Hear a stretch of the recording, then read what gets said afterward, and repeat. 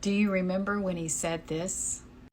Donald J. Trump is calling for a total and complete shutdown of Muslims entering the United States until our country's representatives can figure out what the hell is going on. That was in 2015. And when I saw that video, I knew that he would win. Not only the Republican nomination for president, I knew he would become president. And how did I know that?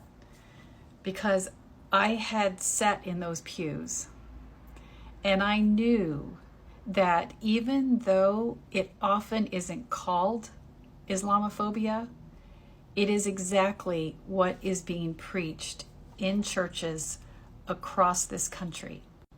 You are conditioned to fear other religious beliefs and see them as a threat to your existence. And you're also taught that whatever you see as the extremist side of that religion permeates through the entire belief system. So basically, anybody who is of that belief is also extremist. And you're also talking about people who believe that Christianity should be not only just the primary religion in America, but the primary influence in our government, in our education, in our families, in our media, in our business.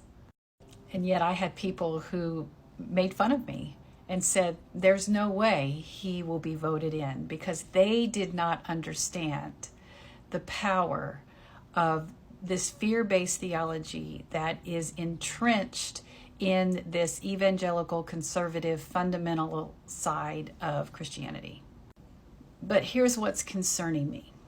Watch these videos. When I'm back in the Oval Office, we will cut off every penny of money that we send to the Palestinians and the terrorists on day one.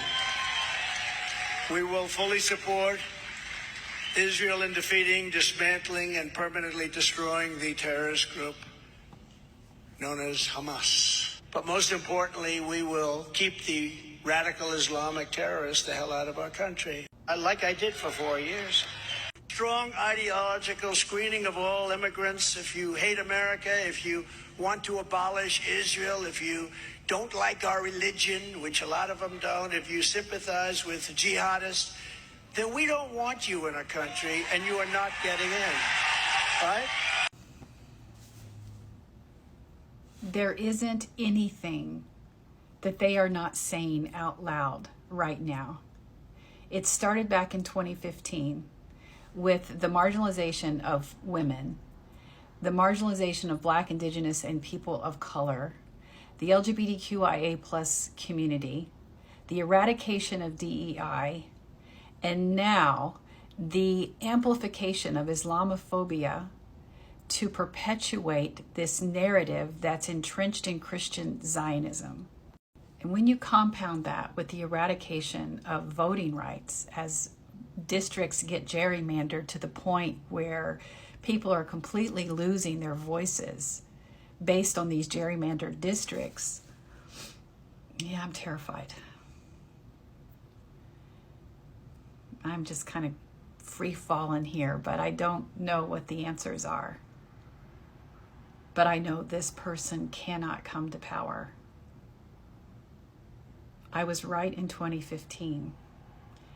And I believe his rhetoric will continue to amplify, to tap in to this rage and this entitlement and this racist, homophobic, transphobic, Islamophobic, anti-Semitic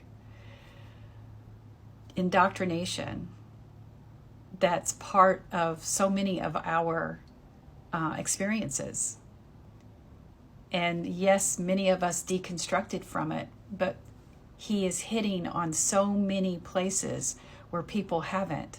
And that's why I said in that original video where I was talking about Christian Zionism, he's hoping that people haven't deconstructed from that, because many of us just haven't done that work. So we very much look through that lens of that indoctrination when we're hearing what's happening in the Middle East and thinking that the good guy is fighting the bad guy. And he's hoping to tap into that.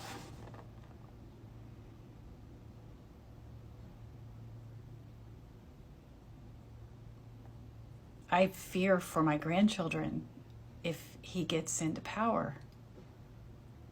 It'll be years before, if ever, we recover.